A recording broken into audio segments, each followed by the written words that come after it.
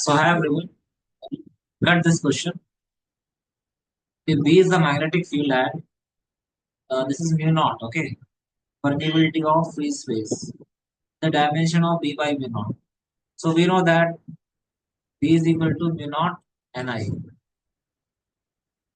The long solenoid magnetic field inside B is equal to mu naught Ni.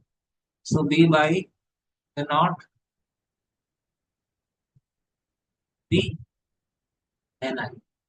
So dimension of B by mu naught will be dimension of N. N is what? Number of turns per unit length.